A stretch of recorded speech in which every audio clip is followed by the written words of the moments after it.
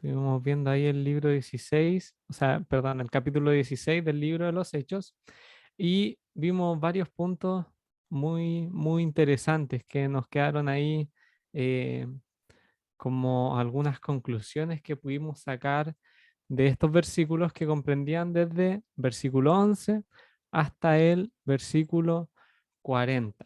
Vimos lo que se titula acá en el subtítulo que aparece acá en el capítulo, encarcelados en Filipos, ¿no es cierto? Vimos cómo en un viaje que estaba haciendo Pablo, ¿no es cierto?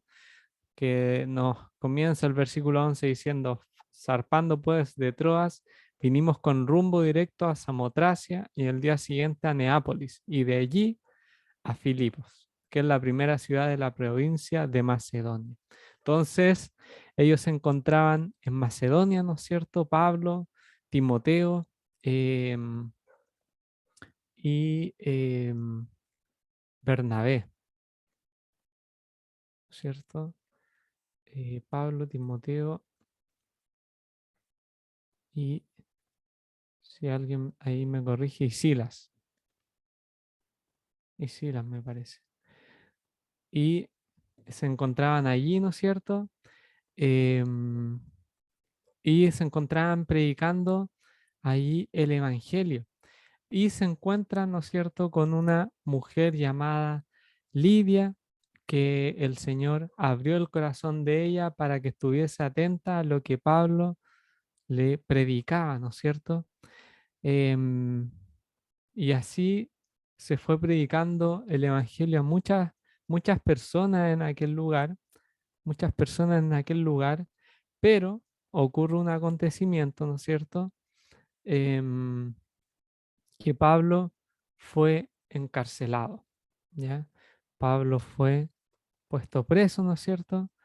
Sí, nos dice la escritura que em, estos hombres, nos dice la escritura en el capítulo 16, versículo 20, estos hombres siendo judíos alborotan nuestra ciudad y enseñan costumbres que no nos es lícito recibir ni hacer, pues somos romanos y el pueblo se agolpa contra ellos. Y ellos son azotados, ¿no es cierto? Y echados en la cárcel. Vimos que estando en la cárcel, Pablo y Silas cantaban himnos a Dios y los presos los oían. Algo que remarcaba acá, especialmente Cristóbal, nos decía también que ellos se encontraban allí en esa situación difícil y de su corazón, ¿no es cierto?, nace orar, ¿no es cierto?, y cantar himnos a Dios, cantar himnos a Dios. Cantaban himnos fuertes, ¿no es cierto? Y los presos les oían, los demás les oían. Y luego nos dice la escritura que viene un gran terremoto, de tal manera que los cimientos de la cárcel se sacudían y al instante se abren todas las puertas y las cadenas de todos se sueltan. O sea, todos quedan con la posibilidad de salir corriendo a aquella cárcel. Y ante esto el carcelero, despertando y ve las puertas abiertas, saca la espada para matarse porque pensaba que todos habían huido, que todos los presos habían huido. Pero Pablo le clama a gran voz diciéndole que no se haga ningún mal porque todos estaban ahí, ¿no es cierto? Todos estaban allí. Y ante eso, este hombre le pregunta, ¿qué debo hacer para ser salvo? Y ellos le dicen, cree en el Señor Jesucristo y serás salvo tú y tu casa, ¿no es cierto?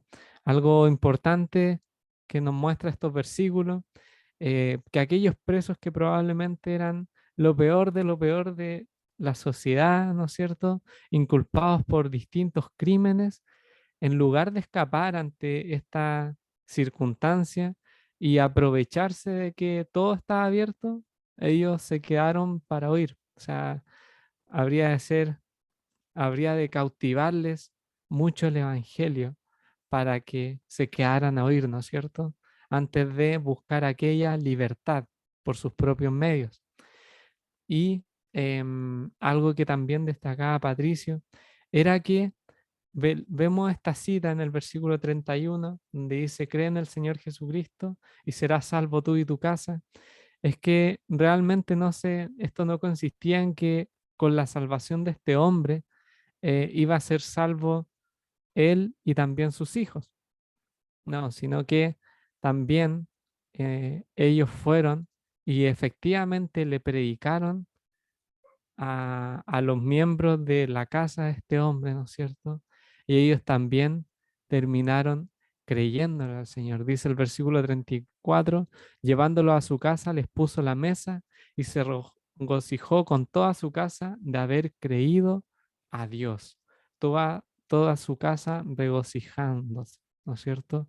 De haber creído al Dios eterno, de haber creído al Dios eterno. Acá nos encontramos con diversas situaciones, hermanos, que ya comentamos la semana pasada. Finalmente, ¿no es cierto? Viene la parte en donde que van a soltar a Pablo, ¿no es cierto? Pero Pablo les dijo que después de azotarnos públicamente, sin sentencia judicial, siendo ciudadanos romanos, nos echan en la cárcel y ahora no, perdón, nos echaron en la cárcel y ahora nos echan encubiertamente. No, por cierto, si no vengan ellos mismos a sacarnos. Y los alguaciles, ¿no es cierto?, le hicieron saber estas palabras a los magistrados y ellos tuvieron miedo al oír que eran romanos, ¿ya? Porque a los romanos no podían darles este trato que le dieron a Pablo y a Silas. Entonces, ante esta situación, ellos quedaron como preo- muy preocupados, con mucho miedo, ¿no es cierto?, al oír que eran romanos y le habían dado un trato que no era digno en sus términos a ciudadanos romanos. Entonces, ellos fueron, ¿no es cierto?, los magistrados y les rogaron y les sacaron y les pidieron luego que salieran de la ciudad. Y ellos salieron de la cárcel y entraron en casa de Lidia y habiendo visto a los hermanos los consolaron y se fueron. Ahora, hermanos, para esta semana vamos a estar leyendo el capítulo 17 del libro de los Hechos, ¿ya? Vamos a estar viendo el capítulo 17 en el libro de los Hechos, del versículo 1 hasta el 15. Voy a leer a continuación. Dice así la palabra del Señor.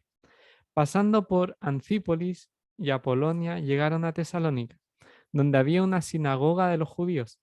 Y Pablo, como acostumbraba, fue a ellos, y por 3 días de reposo discutió con ellos, declarando y exponiendo por medio de las Escrituras que era necesario que el Cristo padeciese y resucitase de los muertos, y que Jesús, a quien yo os anuncio, decía él, es el Cristo. Y algunos de ellos creyeron y se juntaron con Pablo y con Silas, y de los griegos piadosos gran número, y mujeres nobles no pocas. Entonces los judíos que no creían, teniendo celo, tomaron consigo a algunos ociosos, hombres malos, y juntando una turba, alborotaron la ciudad, y asaltando la casa de Jasón, procuraban sacarlo al pueblo.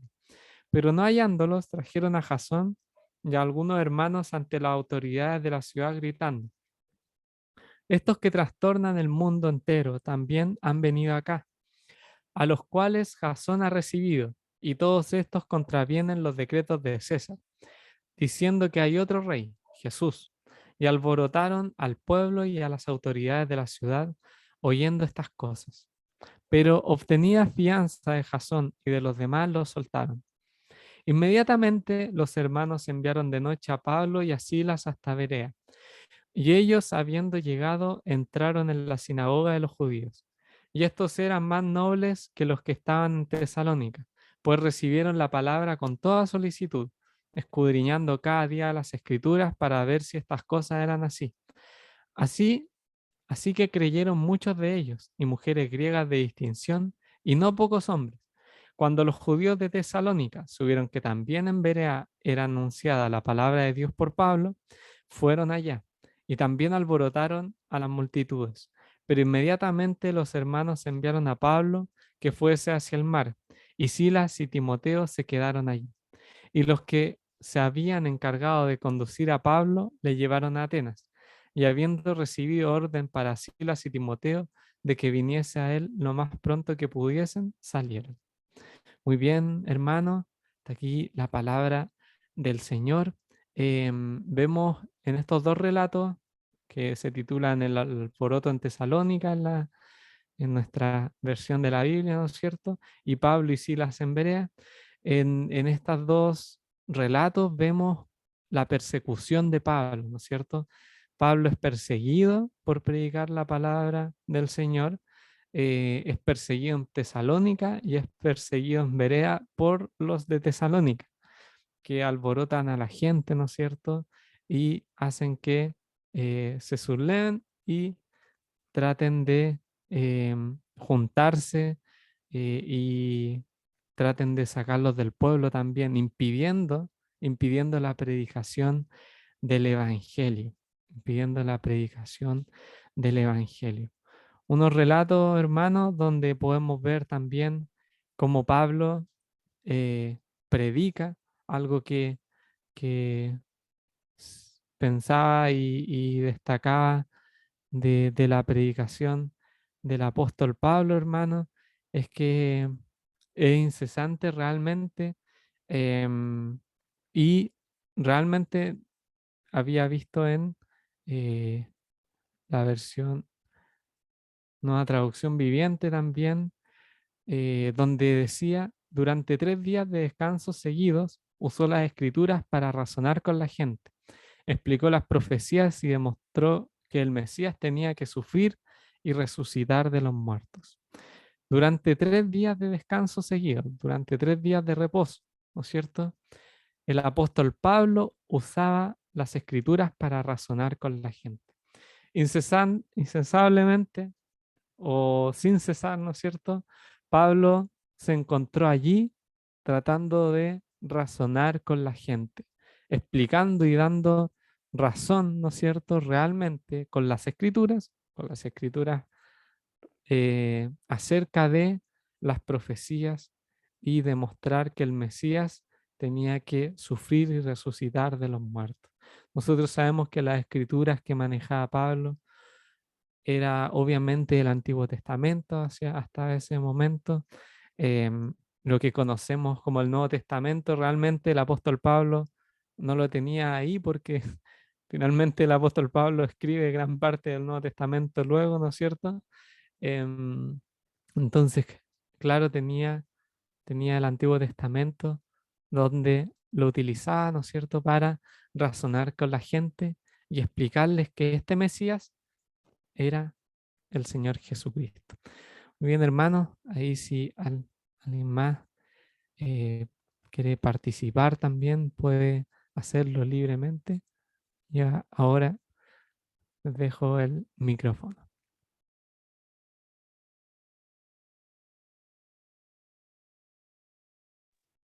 Hola Felipe, ¿cómo estás?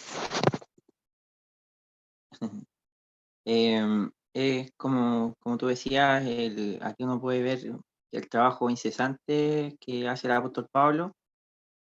Bueno, a mí me queda, para mí por lo menos es claro que el apóstol Pablo, para él esto no era un trabajo, sino que dice, se le ha impuesto la necesidad.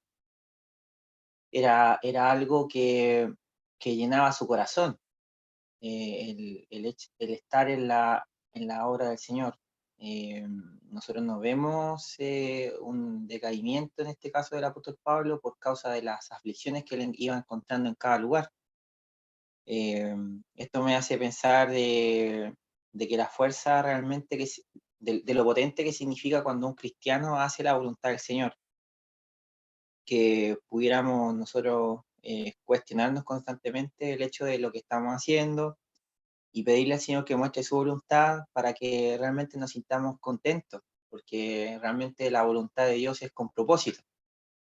Y cuando se glorifica al Señor en nuestras vidas, realmente nosotros podremos alcanzar esa seguridad, ese gozo y esa determinación del apóstol Pablo.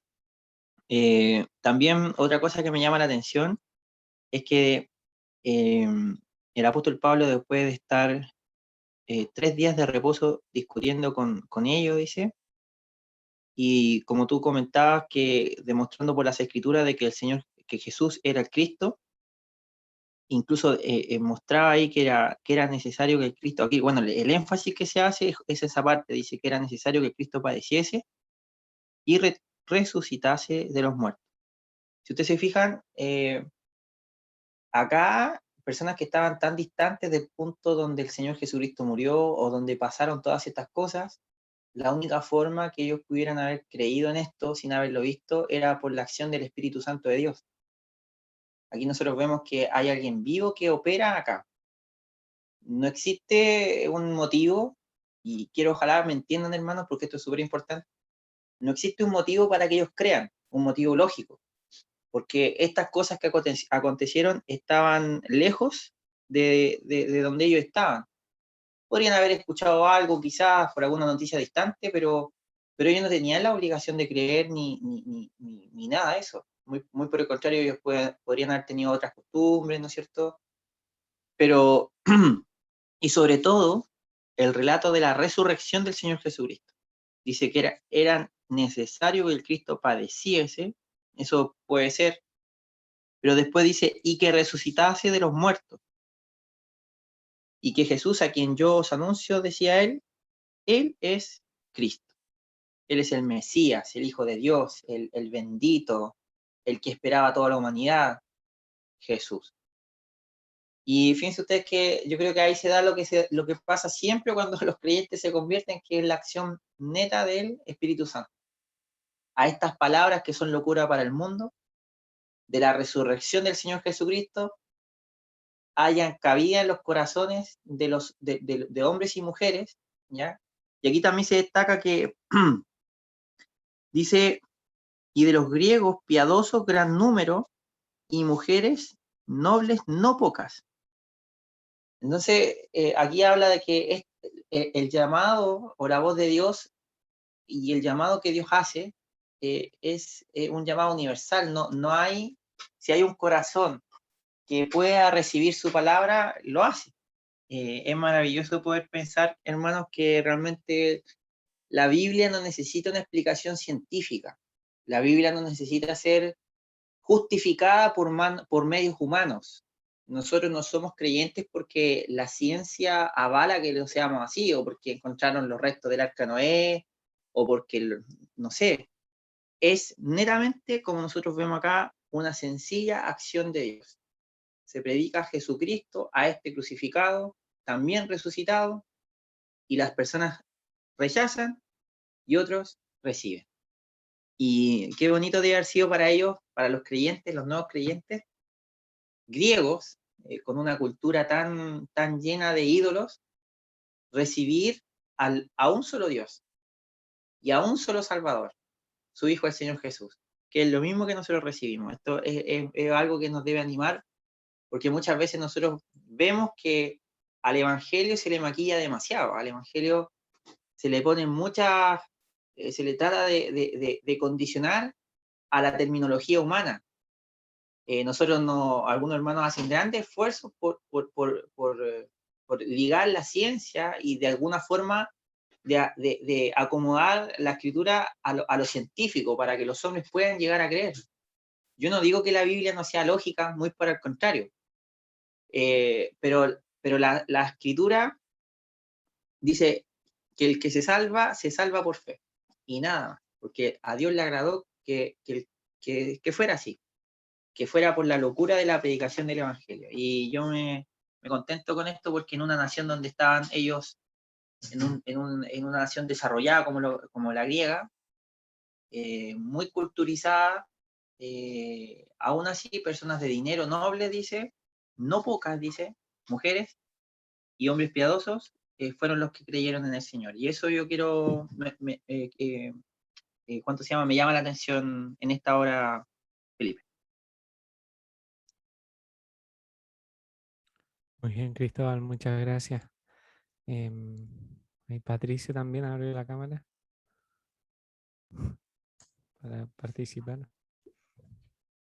Sí, buenas tardes, hermano. Quería mencionar algo sobre solamente el final del capítulo anterior.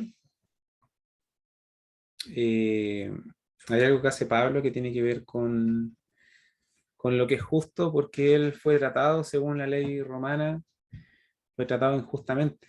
No hubo un juicio, sino que le azotaron públicamente y fue encarcelado, y eso no correspondía según la ley, según la justicia, al menos en términos legales. En primer lugar, según la justicia de Dios, eh, que es la justicia que importa, ellos no merecían ser castigados de ninguna manera. Tampoco según la ley romana, porque no hubo un juicio para ellos, y se les castigó públicamente y luego se les quería sacar de manera oculta. Y Pablo hace algo que es importante dentro de la escritura, porque nos enseña también a nosotros cómo cómo debemos relacionarnos con la ley humana, por así decirlo, con lo que es legal, con lo que es legítimo. Esto se puede abordar de muchas formas, pero en este caso lo importante es que él no permite que se le haga un proceso injusto, que se haga algo injusto, y él tenía la herramienta como ciudadano romano para exigir algo justo. Eh, Eso quiere decir que si bien nosotros miramos con mayor importancia y nos sometemos a la ley de Dios primero, ¿cierto? A lo que él determina que es bueno, que es malo, que es justo, que es injusto, ¿cierto? Eso no significa que alguien nos puede pagar indebidamente o nos puede tratar indebidamente y simplemente no lo vamos a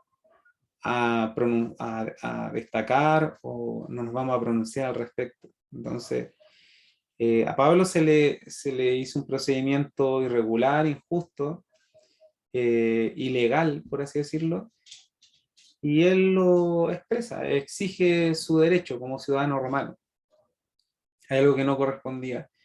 No solamente en términos jurídicos, sino que era, no correspondía a todo lo que se hizo. Entonces él utilizó las herramientas para hacerlo ver, y para exigir algo que es correcto.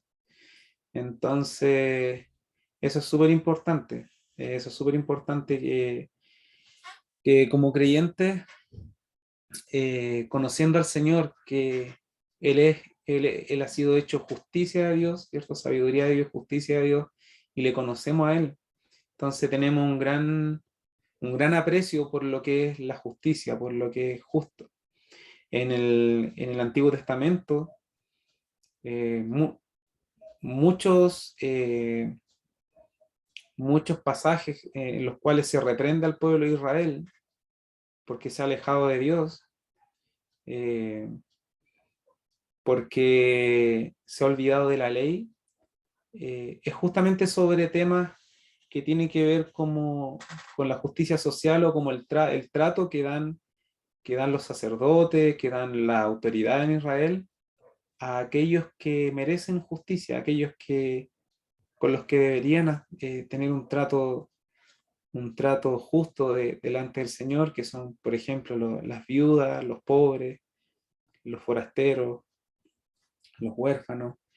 Eh, entonces, hay algo muy importante ahí, y que para los creyentes también es importante, para nosotros también es importante. La escritura, por ejemplo, un solo principio que nos enseña la escritura, o sea, enseña muchos más, pero como ejemplo, por ejemplo, el obrero es digno de su salario. Eh, Eso nos enseña la escritura. Entonces, es algo que delante del Señor es bueno que una persona que trabaja reciba su salario. Eso está bien. El Señor lo ha estipulado así, y es una muestra de justicia. Eh, Y por ejemplo, si yo creo que si alguno de nosotros trabaja y no se le paga, o se le paga la mitad, uno iría y diría, bueno, vengo a exigir algo que es justo. que se me pague lo que yo he trabajado, ¿cierto? Y por ser creyente no significa que nos quedaríamos en silencio al respecto, que seríamos negligentes o indiferentes a ese tipo de cosas. Lo otro que me llama la atención es el triunfo que va teniendo la palabra en la predicación. Ya en el capítulo 17 son muchos los que van creyendo. Por un lado hay algo, como en los pasajes anteriores, va ocurriendo algo similar. Hay buenos resultados en la predicación de la palabra. El Señor va añadiendo bendición. En este caso, nuevamente, a pesar de que ellos habían sacudido sus pies y Pablo se había vuelto hacia los gentiles, pero siempre llegan a una sinagoga.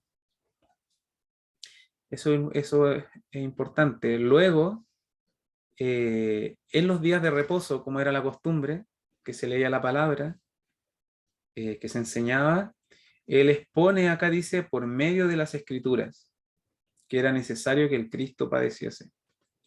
Y eso es súper importante porque la predicación es a través de la escritura. Y bueno, sabemos que las escrituras que ellos leían en la sinagoga pueden haber sido como el mismo Señor lo hizo, leer una porción de Isaías, leer porciones de la Torá, escritos de los profetas. Probablemente en la época del Señor obviamente ya estaba todo el Antiguo Testamento, ¿cierto? Se citan salmos, todo lo que podrían ser tanto la ley, los profetas y los escritos para enseñar. Y Pablo enseña a través de la escritura, y eso es importante porque en cada predicación, en cada enseñanza de la palabra, siempre uno utiliza la escritura, a través de la escritura. El Señor nos entregó algo poderoso para poder enseñar, para poder predicar, que es su palabra. Y eso es un principio que no ha cambiado. Y ahora tenemos dos testamentos, tenemos el Antiguo y el Nuevo Testamento para seguir predicando y enseñando a través de la escritura.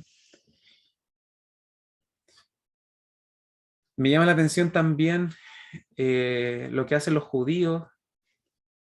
Toman algunos ociosos, dice el versículo 5, hombres malos, y pensaba en qué tipo de personas eran ellos. A lo mejor personas que no tenían mucho que hacer durante el día, o que no tenían muchos principios tampoco, eran como envases disponibles allí en cuanto a principios, en cuanto a tiempo, para ser utilizados como se quisiera, para ser alentados por hombres malos, ¿cierto? Por hombres celosos como estos judíos.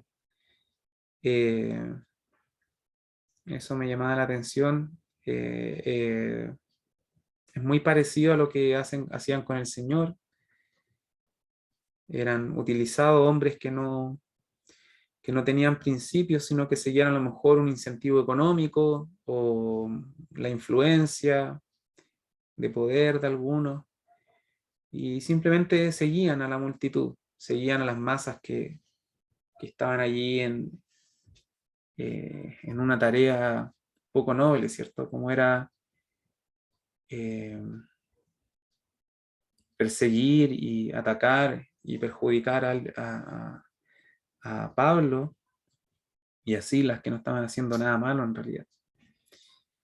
Pero bueno, eran celos porque muchos creían, porque estaban aprendiendo algo nuevo, porque creyeron el mensaje, y eso genera celos. Cuando hay alguien que tiene liderazgo, cuando hay alguien que tiene sabiduría, cuando alguien enseña. Hay hombres que han querido eso toda la vida y no lo han conseguido, y cuando ven que otro lo tiene, aunque no lo busque, van a actuar de manera de esta manera, de manera dañina, y a veces lamentablemente incluso dentro de las congregaciones pueden darse este tipo de cosas, como celos por otros hermanos, que el Señor los usa, que el Señor de su gracia le imparte y son de bendición, y hay personas que a lo mejor pudiesen sentir algún tipo de celo. Ocurre algo parecido en la otra ciudad, pero me llama la atención el versículo 11, dice que eran más nobles. En la NTV dice que eran de una mentalidad más abierta. Curiosa esa traducción, ¿no? Algo que uno valora, sí, cierto, ser como de mentalidad abierta. Tiene una connotación positiva en el pasaje, en el hecho de estar más dispuesto a recibir el mensaje, a aceptar, a creer. Pienso en la disposición que tienen los niños para creer, que va en esta línea, ¿cierto? La mentalidad de los niños muy abierta para confiar y creer, sin cuestionar, sin rechazar de inmediato. Sus mentes están menos invadidas por ideas, entonces creen con mayor facilidad. Y ellos creyeron. El Evangelio en su origen impactó primeramente a aquellos grupos de personas que eran más pobres, que tenían mayores dificultades en la vida, aquellos que estaban más al margen de la sociedad. Pero vemos que el Evangelio también está llegando a la casa de un carcelero, ¿cierto? Que está llegando ahí donde Cornelio, que está llegando a hombres que son, dice, mujeres griegas de distinción. Otra traducción dice mujeres esposas de hombres de distinción, pero eran una parte de la sociedad que era más noble en términos tradicionales. Entonces el Evangelio no solamente está llegando a los pobres, no solamente está llegando a ese tipo de personas, sino que también va llegando a personas de estratos sociales más altos. No solo ya en el mundo judío, no solo en Jerusalén, no solo en la sinagoga, en los círculos de la sinagoga, sino que también entre los griegos que eran temerosos de Dios o que estaban acercándose a Dios, y también griegos de distinción. Incluso podían tener algún tipo de liderazgo en la ciudad donde estaban. Entonces el Evangelio va también alcanzando a esas personas. Bueno, después viene me llama la atención también que los hermanos envían a Pablo, dice que fuese hacia el mar. Y Sila y Timoteo se quedaron allí, entonces se quedaron en Berea, Sila y Timoteo, y Pablo siguió hacia Atenas. Y luego mandan a buscar a Sila y Timoteo nuevamente y se encuentran, pero Pablo va a partir solo hacia Atenas y Sila y Timoteo se quedan en Berea. Quería también compartir el mapa para mostrar dónde vamos. Bueno, estamos acá. Estamos aquí en Berea, aquí donde dice Grecia.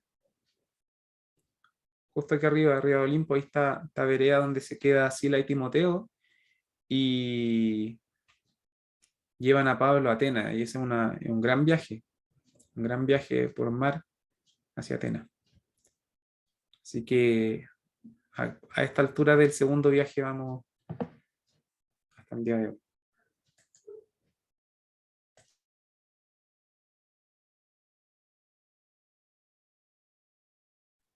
Muy bien, hermano. Súper. Parece que ya como algunas cosas que concluimos hoy día, realmente el Evangelio va creciendo en las distintas ciudades en las que está siendo predicado, y creo que lo que decía Cristóbal y lo que decía Patricio también se condice mucho porque Cristóbal hablaba de cómo era importante el Evangelio, ¿no es cierto? La importancia del Evangelio, de que Pablo no se sabe predicar el Evangelio, de que el Espíritu finalmente era el que ahí tocaba los corazones, ¿no es cierto?, de las personas para que creyeran. También Patricio mencionaba un punto que me parece importante también, es que incluso, como bien mencionaba, uno mira el comienzo de la predicación y a la gente a la que apuntaba el Evangelio y realmente vemos gente, bueno, vemos que habían sido de nacimiento, que habían sido sanados, vemos en un principio gente sin recursos realmente, gente que vivía, que tenía distintas enfermedades, ¿no es cierto?, que habían sido desechados de la sociedad, que habían creído en el Evangelio. Y acá estamos viendo también que incluso el Evangelio ha llegado a la gente noble, ¿no es cierto? Ha llegado a los nobles de la sociedad. Eso es lo que ocurre acá en Berea, en Tesalónica, y que también ha ocurrido con otras personas. Como bien mencionaba Cornelio, también es un buen ejemplo. La conversación entre Felipe y el etíope. Hemos ido viendo cómo el Evangelio realmente está llegando a todo tipo de personas, a todas aquellas personas que realmente están ordenadas para creer en el Señor Jesucristo finalmente y, eh, y creer en el Evangelio. Muy bien, hermano. La próxima semana tocaría lo que es del versículo 16 hasta el 34, lo que es Pablo en Atenas. Así que ahí pueden ir echándole una estudiadita, hermano, a estos versículos, podemos ir estudiándolos para ahí ir viendo cada cosa, cada puntito ahí que no se nos vaya ninguna duda. Y muy bien, hermano, para concluir, le voy a pedir a Patricio que nos va a dirigir al Señor en oración. Ya, oremos. Padre Celestial, gracias por tu palabra, gracias por este día en que nos permite aprender un poco más de ella. Señor, que en nuestra debilidad y en nuestros límites para comprenderla, Señor, tú te puedas revelar y nos puedas enseñar cosas eh, nuevas, reafirmar también lo que ya hemos conocido y que por sobre todo podamos profundizar en nuestro conocimiento del Señor, de tu Hijo, cómo Él vino a dar vida, a salvar, a transformar las vidas de todo tipo de personas pobres, personas ricas, personas desconocidas y también gente distinguida. Señor, se muestra tu gracia buscando y alcanzando y dando vida eterna allí donde el Evangelio ha sido predicado. Padre, rogamos tu bendición y tu misericordia para nuestra congregación, para los hermanos que se han conectado, para nuestros hermanos de Estados Unidos también. Te damos las gracias por cada uno de ellos. Y te encomendamos también esta semana los estudios, el trabajo, las citas médicas, los exámenes, todo lo que acontece en estos días, Señor, que nos acompañe en todo, nos guarde.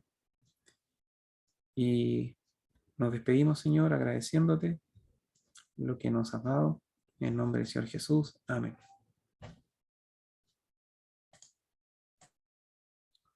Y la grabación, Padre.